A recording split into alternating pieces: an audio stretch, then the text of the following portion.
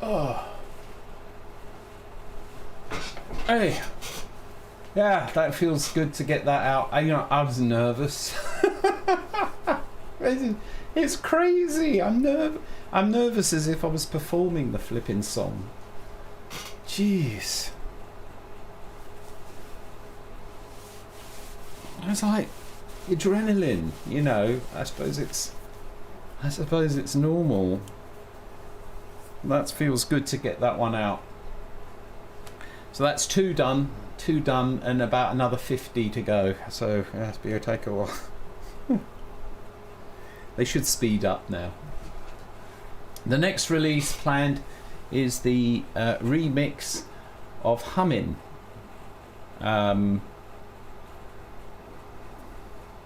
Which probably be... I need to organise that actually. Yeah, I've got written a lot of songs.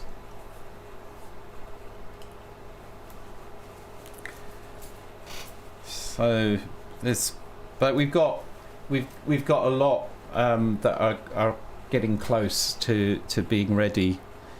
So yeah, I've just remembered I need to get the next release out, which is yeah, the remix of Humming. Right. Anyway, so where were we before that?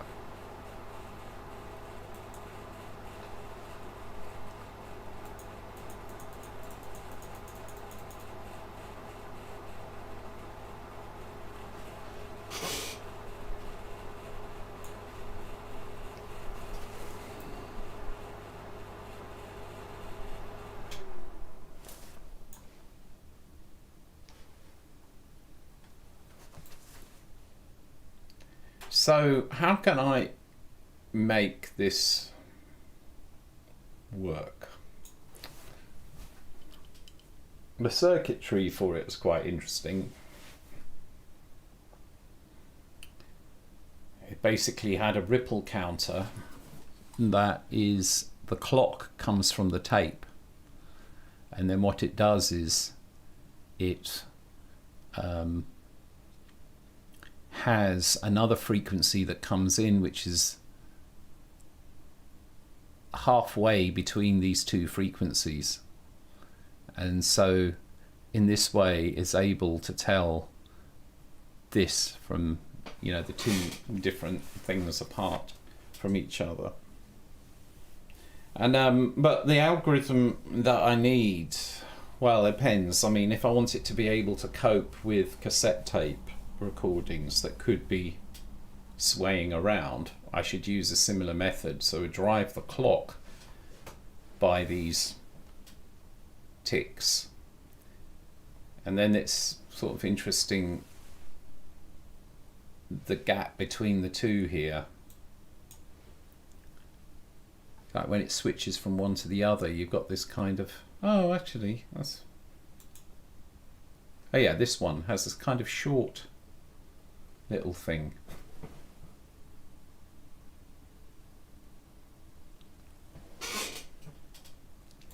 But I think a good starting point is to figure out the zero crossing. make a zero crossing detector. So a zero crossing detection basically looks at where the signal that's coming in crosses zero, and if I just take where they cross zero on the up, I can reduce this down. That's going to be pretty reliable actually for analyzing this. And so then instead of an analog signal, what I've got are basically just a list of ones and zeros. Well, not quite. I've got the timing. Well, yeah, I think that's fine actually. You know, I can just look at the timing of each of the crossings, and from there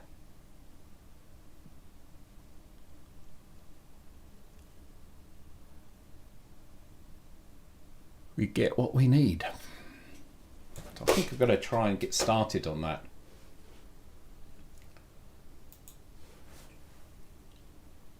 Oh, geez. Oh, I've still got adrenaline going around my body. It's like,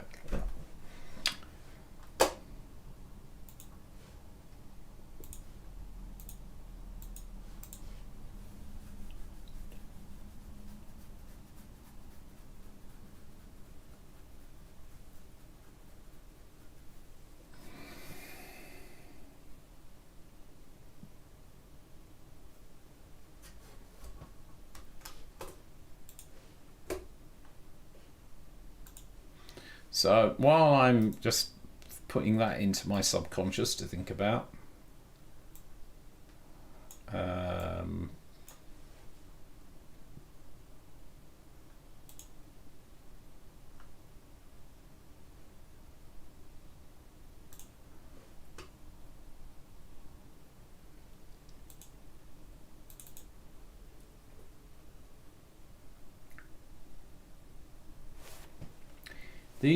this is a list of all the projects that are underway right now.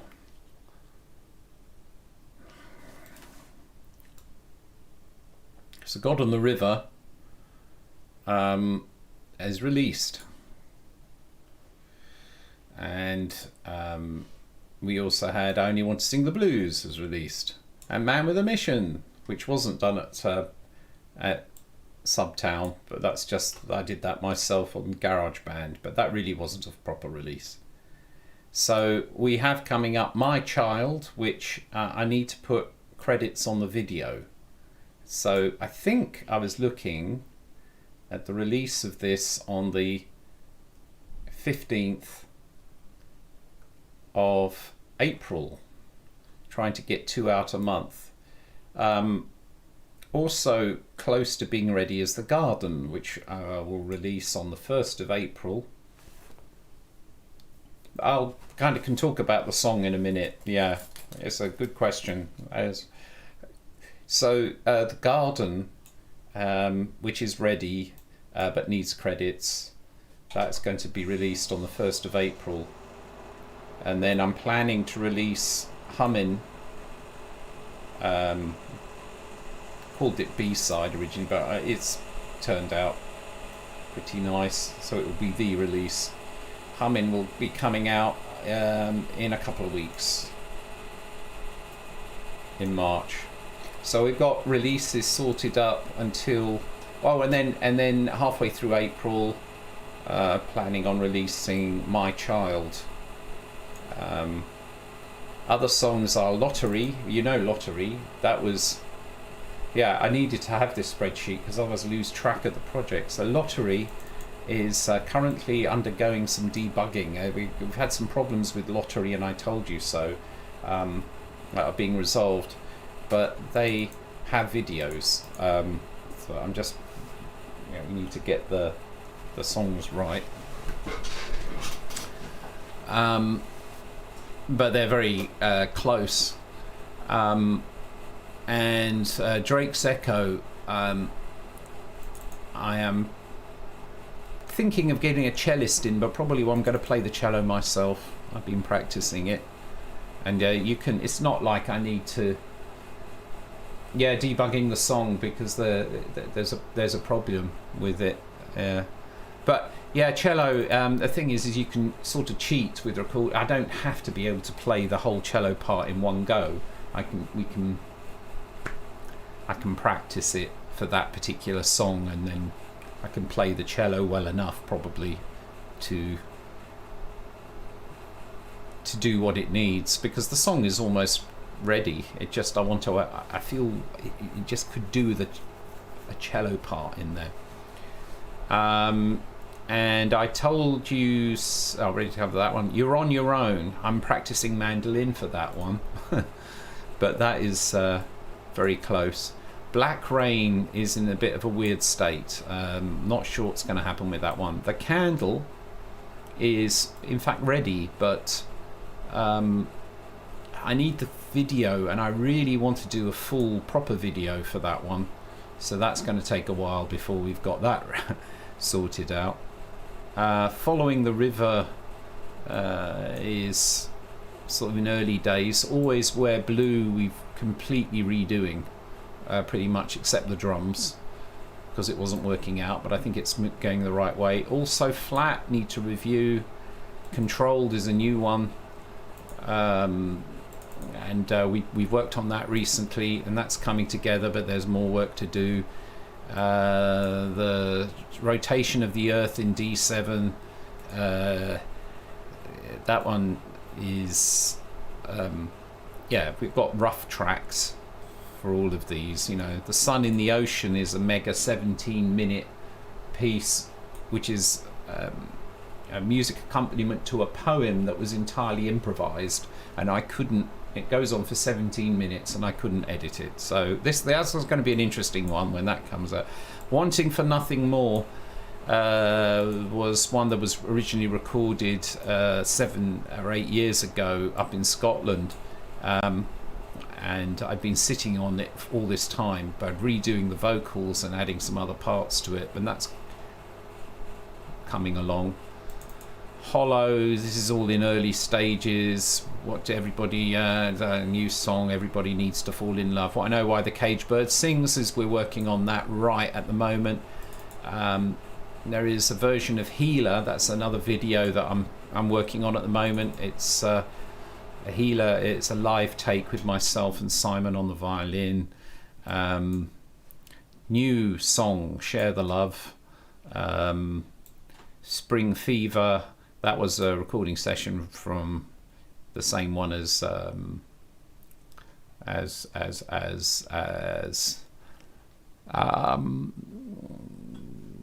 Wanting for Nothing More.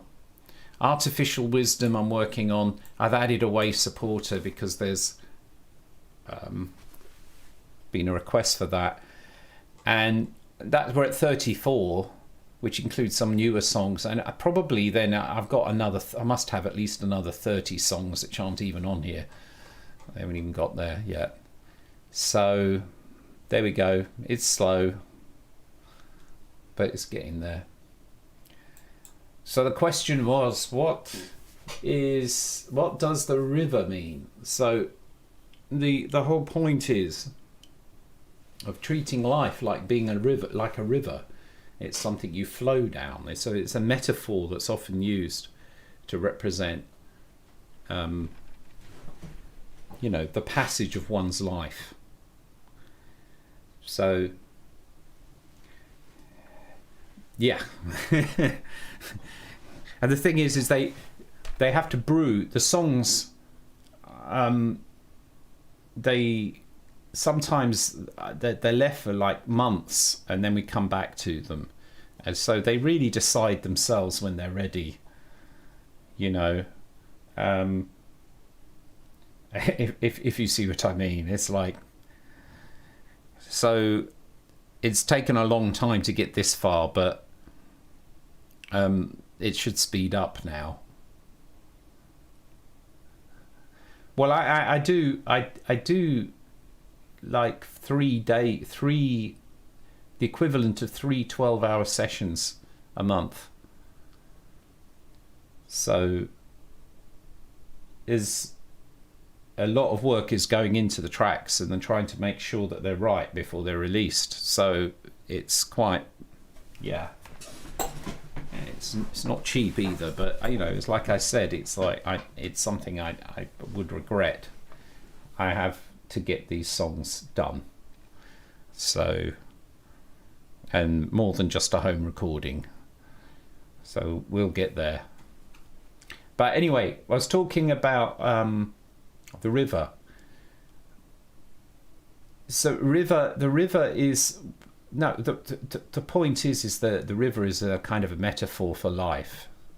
It starts out as a little bubbling sort of spring somewhere, and it flows and more collects, and it gets wider and it flows, and there's really you can't stop the flow of the river, and it gets bigger and bigger as it proceeds out until it meets the sea, and then it disappears. So there are many references of the river as being that. So the question then is, does God have a journey, a life journey? And so that's what that means. So if God had a river of his own, did he learn to let go? Let it carry him down to where he needed to go? Was there anyone looking after the place where he would be thereafter? I'm thinking about God and the river, or I want to know about God and the river. And it's that thing of, the reason it's inspired by Alan Watts is because Alan Watts talks about this kind of stuff, where particularly where if God, the whole, so that kind of the Hindu view of reality is that this is all a play. It's a drama, that the whole of existence is a drama, and it's one drama that is played by God through us, so that we're all the faces of God in that way. This is the kind of, I'm interpreting the Hindu thing in my own way from what I've heard from Alan Watts, so forgive me if I'm getting it wrong. But the thing is that God, the reason for this is that God, being all-powerful, is going to get bored, because God would presumably know everything. So therefore God already knows how things will turn out. Well, that's going to be very boring and very pointless. What's the point of it if God already knows everything that's going to happen? So the trick is that God loses itself in the whole story of existence and forgets that they're God. God forgets who God is. And lost in this big story, God doesn't actually know what's going to happen next. So that's why, which of course is very interesting and totally in contradiction with me. And I was brought up theoretically as a Catholic. So in the Catholic religion, I remember when I was at school, and my parents sent me to sort of Catholic schools. God is omnipresent. He's everywhere. He's all powerful. God knows everything. So it means that God already knows what's going to happen then. God already knows everything. So, but then what's the point if God already knows everything? In fact, if everything can be known, this becomes a big philosophical question. If God already knows what is going to happen, if that was true, that God already knew everything that would happen, knew the future, God should be able to predict the future according to the model of, the Christian model of God, who knows everything. God already knows what's going to happen. But if God already knows what's going to happen, then it means that it's preordained. It means that then it would mean that we do not have any control over what's going to happen. Because if we have control over what's going to happen, then how could God know what's going to happen, right? So this is a very interesting question. And so basically that's the question that's being wrestled with in the song. You know. So tell me, did he really know what he was making? And does he already know the ending? And you can piece the rest of it together. So, it's not a religious song, it's a philosophical song. Anyway. So, get back to this. I am reading the different samples. The samples represent the time. I'm just trying to think of what the best kind of data format is for representing this. Or should I just chase down the thing as I go? Not really. It wasn't really that. I mean, it might not be apparent, but I can sing pretty flipping loud if I want to. My favourite way of practicing singing is singing outdoors, as loud as I can sing. So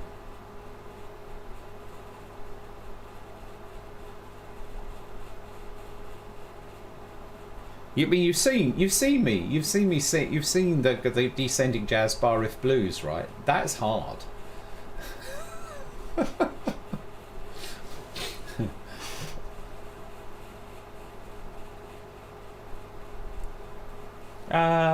Depends how you measure your vocal range, but I think I can go from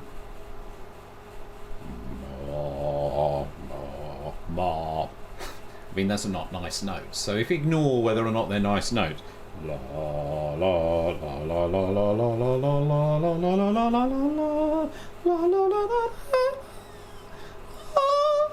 la, and I'm trying to sing quietly. Get those high notes quietly is actually harder than louder, but that was 3 octaves.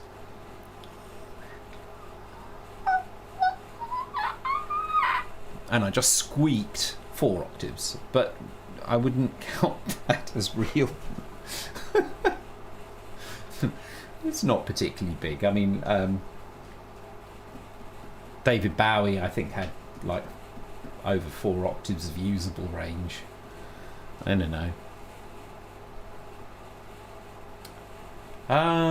If God exists outside the universe, that means if God exists outside the universe, then that means they exist outside of time. So what came at the end of it all was a foregone conclusion. Yes?